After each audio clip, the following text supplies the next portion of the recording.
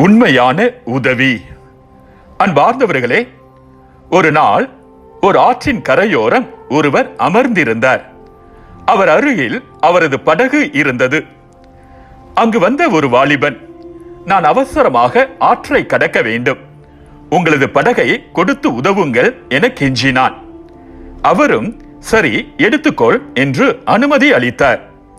அந்த வாலிபன் சிறிது தூரம் செல்வதற்குள் அந்த படகு தண்ணீரால் நிரம்பி ஆற்றில் மூழ்கியது. அதை கண்ட மற்றொருவர் அவரை பார்த்து, உங்கள் படகில் ஓட்டை இருக்கிறது என முதலிலேயே கூறியிருக்கலாமே என்று கேட்க, அவரோ, அந்த வாலிபன் படகு வேண்டும் என்றுதானே கேட்டான், அதில் ஓட்டை இருக்கிறதா என கேட்கவில்லையே என்று பதில் அளித்தார்.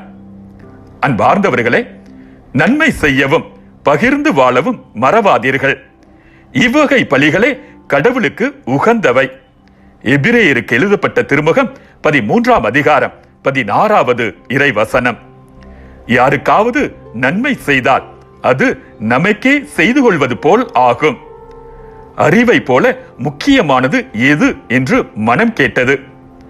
மற்றவர்கள் மீது அக்கறை காட்டுவதும் அவர்களை இதயத்தின் வழியாக பார்ப்பதும் தான் என்று ஆன்மா பதிலளித்தது. இறந்தவர்களுக்கு சிலை வைத்து மாலை போடுவதை விட இல்லாதவருக்கு இலை வைத்து சோறு போடுவதே சிறந்தது. மீண்டும் மற்றொரு சிந்தனையோடு உங்களை சந்திக்கும் வரை விடை பெறுகிறேன்.